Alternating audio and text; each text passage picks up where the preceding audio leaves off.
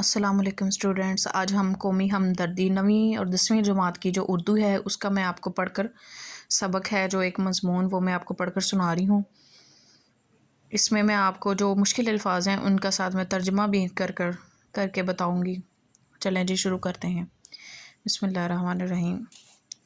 ہمدردی کا لفظ ہم اور درد دو فارسی کلموں سے مرکب ہے۔ درد کے معنی دکھ اور تکلیف کے ہیں اور ہم کا لفظ اشتراک کے معنی دیتا ہے۔ اشتراک کہتے ہیں شرکت کو۔ پس ہمدرد کے لفظ سے دو یا کئی شخصوں کا دکھ اور تکلیف میں شریک ہونا ظاہر ہوتا ہے، خواہ ارادے سے ہو یا خواہ بے ارادہ، مگر آج کل کے استعمال میں ہمدرد سے وہ شرکت مراد لی جاتی ہے جو ارادے سے کی جائے۔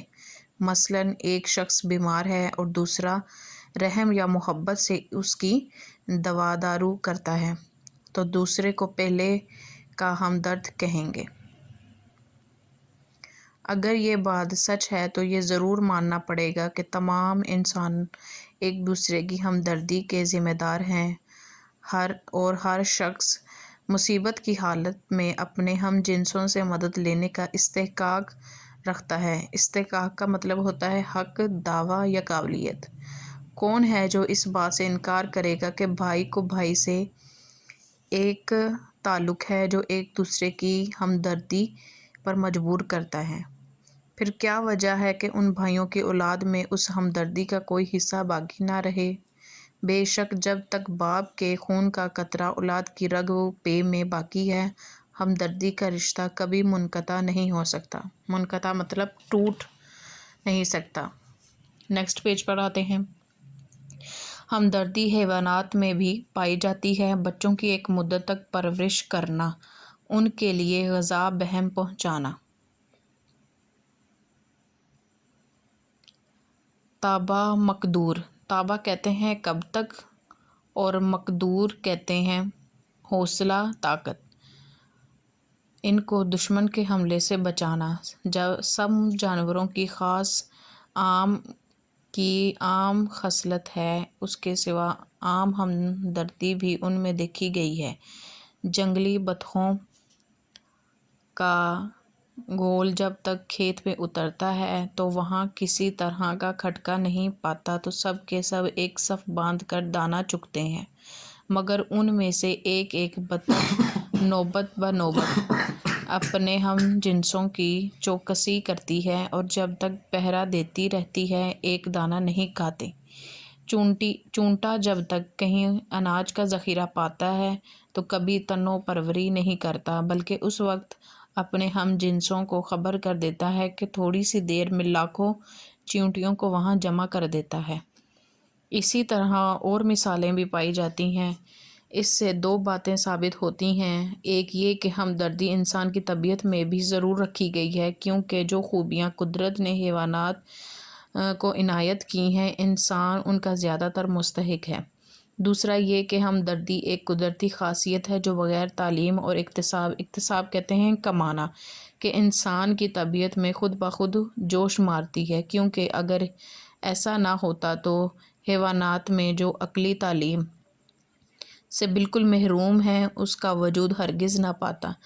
ہمدردی انسان میں اس لیے پیدا کی گئی ہے کہ کارخانے دنیا کا انتظام درہم برہم نہ ہو پائے، کیونکہ انسان اپنی ضروریات میں ایک دوسرے کے محتاج ہیں۔ ایک کی گاڑی دوسرے کی مدد کے بغیر نہیں چل سکتی، پس اگر انسانوں میں ہمدردی نہ ہو تو یہ تمام کارخانے درہم برہم ہو جائیں۔ ہمارے ہم وطن بھی ہمدردی کی اصل بے خبر نہیں ہیں۔ کنویں بنانے، پیاؤ بٹھانی، سبیل لگانی، محتاجوں کی خبر لینی، بیواؤں کی مدد کرنی، بیاہ شادیوں میں شریک نیکسٹ پیج پر آتے ہیں ہو کر ایک دوسرے کا کام بٹانا۔ بیمار کی عیادت، میت کی تعزیت اور اس طرح اور بہت سی باتیں ہمارے ملک میں بھی پائی جاتی ہیں۔ بعض اوقات یہ قدرتی خصلت جس کا نام ہمدردی ہے، مشق اور تعلیم سے تمام قوم میں پھیل جاتی ہے۔ اس کا اثر کسی قدر تیز ہو جاتا ہے۔ میونسپل کمیٹیاں جو سرکار نے جا بجا کہتے ہیں جگہ جگہ شہروں قصبوں میں قائم کی ہیں، اگر پورا اپنا فرض ادا کریں، جس غرض کے لیے مقرر ہوئی ہیں اس کو مد نظر رکھیں تو یہ بھی ہمدردی کے اچھے نمونے ہیں۔ زمانہ بھی طرح سے ہم کو ہمدردی کی طرف مائل کر رہا ہے۔ مذہب بھی ہم کو بہت زور سے ہمدردی کی طرف کھینچتا ہے۔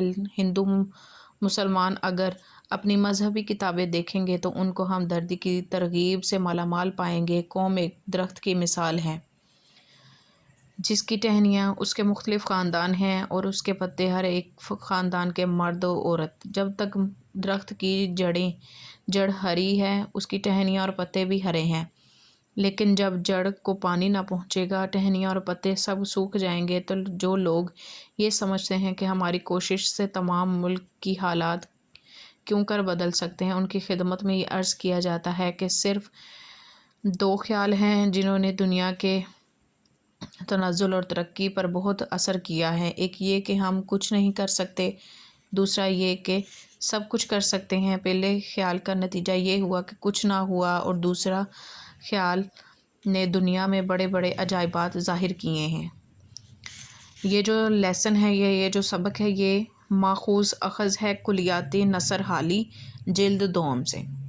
چلیں جی، بہت شکریہ، پھر ملتے ہیں اگلے لیکچر۔ اوکے، خدا حافظ۔